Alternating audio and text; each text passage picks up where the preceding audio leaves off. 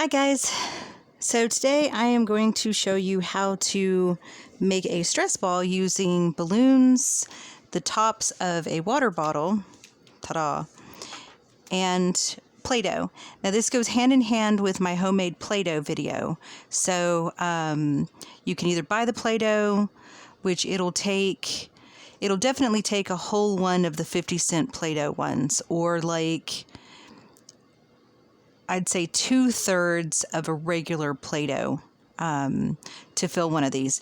Now you definitely want to get the balloons that are at least 12 inches. If you can get bigger, then that's great.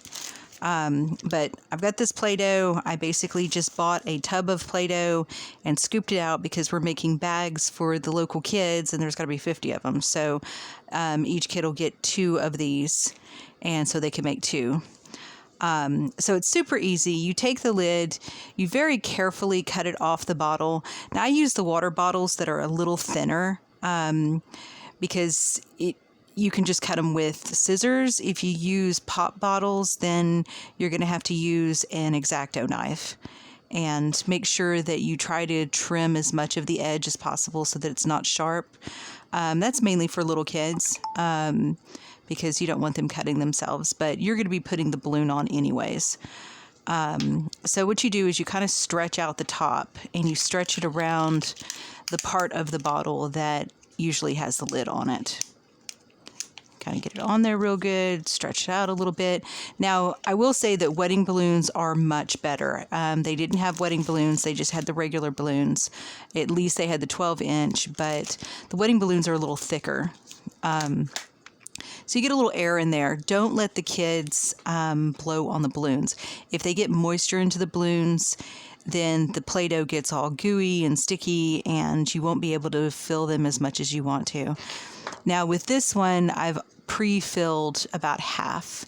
And as you're dropping these down in there, you want to kind of squish it a little bit so you can get more in. What I usually do with my kids is have them roll them into little balls while I'm, messing with the balloon and everything like that.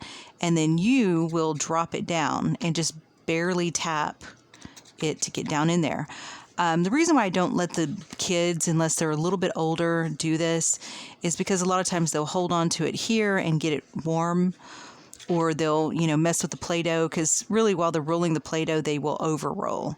And so they'll get the Play-Doh really warm, and then it gets stuck inside this part. And a lot of times if it gets stuck in here, it's really hard to get it out and to get more Play-Doh in there. Plus, it's really hard to tie because that's the section you're going to be tying. But if they make the little bitty balls and they just easily drop in so that you can kind of tap them down, it's a little bit easier to work with. I mean, if it just drops straight in, that's great. But it's going to be, this is about the size that I make. I usually use the homemade dough. This time I didn't. But if I do the homemade dough, which is like a cup of flour and all the other ingredients, I can usually get about, I'd say 3 to 4, depending on the size of the balloons. And I usually make big batches, so it's really hard to tell. I usually get about 10 stress balls out of like a 3 cup batch. So, that kind of tells you how much it takes. If you're trying to buy the Play-Doh, it's, it can be expensive. But if you buy the little 50-cent jars, then, okay, I'm going to put 1 jar of this into the balloon, and so then it's not so expensive. Once you get all of your dough into the balloon, then all you're going to do is pop this off. This becomes the tricky part. Okay, now you want to smash it down really well and try to get as much air out of there, because sometimes the air causes issues. I know a lot of kids tell me, well, it popped. Now these will stay good forever because they don't have air in them, so the Play-Doh is going to be pliable for a while. as long as they're not poking their fingers through it or twisting and pulling, because that's where the balloons usually end up breaking down. But if you have a little bit of air in there, like one little bubble, doesn't matter. But if it's a lot of air, then when they're squeezing and stuff like that, a lot of times the air will end up bursting the balloon. But super easy. That's how you make them.